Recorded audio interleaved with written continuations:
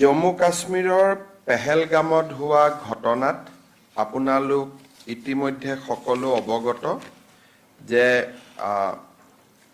আমাৰ 25 গৰাকী ভাৰতীয় লোক বা ভাৰতীয় নাগৰিকৰ নিহত হৈছে আৰু এগৰাকী নেপালৰ লোকো বা নেপালৰ নাগৰিকো এই ঘটনাত নিহত হৈছে।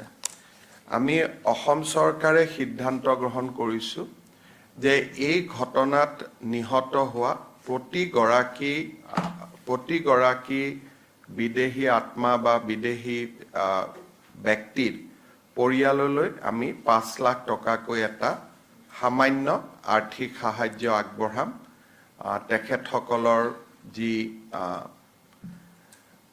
সন্ত্ৰাসবাদৰ বিৰুদ্ধে তেখেতসকলৰ যি সংগ্ৰাম বা তেখেতসকলৰ যি ত্যাগ তাক আমি সোঁৱৰণ কৰি আৰু তেখেতসকলৰ পৰিয়ালৰ প্ৰতি শ্ৰদ্ধা জনাই আমি এটা কিঞ্চিত 5 লাখ টকাৰ আৰ্থিক সাহায্য এটা প্ৰতিগৰাকী নিহতৰ পৰিয়াললৈ আগবঢ়াবলৈ আমি সিদ্ধান্ত গ্ৰহণ কৰিছোঁ।